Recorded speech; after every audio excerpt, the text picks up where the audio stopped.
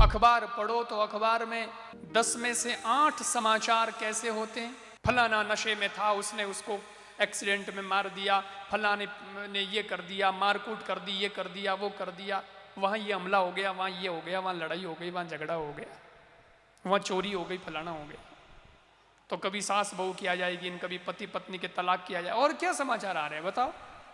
TV में देखो तो सारे ऐसे ही समाचार हैं। अजब हाल देखो नई रोशनी का, अजब हाल देखो नई रोशनी का कि दुनिया में क्या क्या व्यसन बिक रहे हैं। मन बिक चुके, तन बिक चुके, सदन बिक चुके, अब वतन बिक रहे हैं। बुजुर्गों की शान और ईमान को खोकर पैसों के खातिर अपन बिक रहे हैं। जरा जाकर उनकी मां बहनों से पूछो, गोदी के जिनके ललन बिक रहे हैं, बाजारों में राधा कृष्ण बिक रहे हैं। और अनोखा तमाशा यहां का है जितेंद्र, शरेआम दुल्हा दुल्हन बिक रहे हैं। जमाने के मालिक जरा आंख खोलो, जमाने के मालिक जरा आंख खोलो, लंगोटी से ज्यादा कफन बिक रहे हैं, लंगोटी से ज्यादा कफन बिक रहे हैं। ये जमाना आ गया।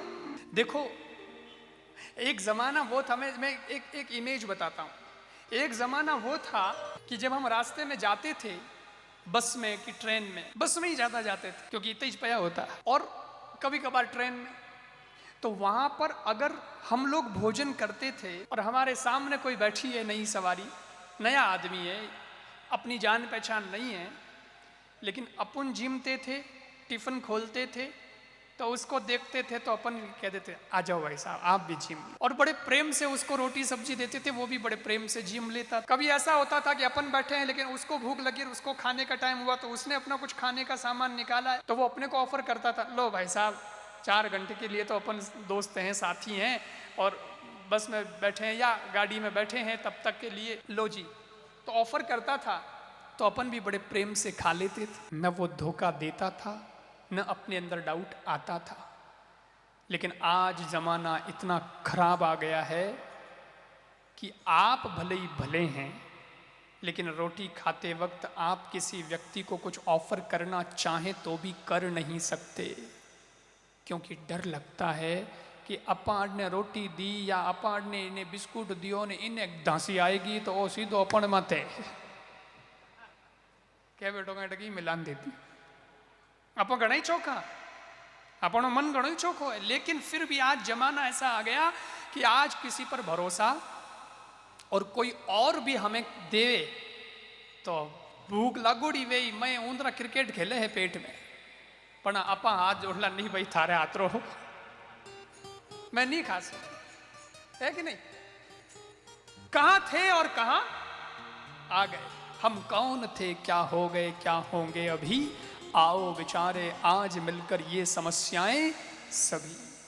आज पता ही नहीं चलता है कि कब कौन से वक्त पर घड़ी के किस सुई किस कांटे पर हमारा क्या हो जाएगा, पता नहीं है। लड़का अगर घर से निकला है स्कूल जाने के लिए, वो जब तक घर में आ नहीं जाता मां को तसल्ली नहीं होती है। लड़की निकल गई है लेकिन वो वापस घर पता नहीं कब आएगी, आएगी कि नहीं आएगी, दिल धड़क धड़क करता रहता है, क्योंकि जमाना ऐसा आ गया है। इस टाइम में अगर इस जगत को कोई सुधारेगा तो सज्जनों सत्संग सुधारेगी, भगवान की कथा सुधारेगी।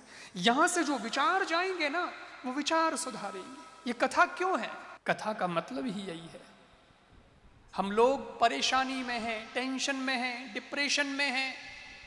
एक आदमी के ऊपर अगर बहुत बोझ डाल दिया जाता है तो वो थक जाता है तन से, लेकिन किसी को बहुत ज़्यादा टेंशन हो जाए तब भी वो थक जाता है, मन से थक जाता है कि इतनी टेंशन, 17 टेंशन लेके घूमता हूँ, मेरा दिमाग काम नहीं कर रहा।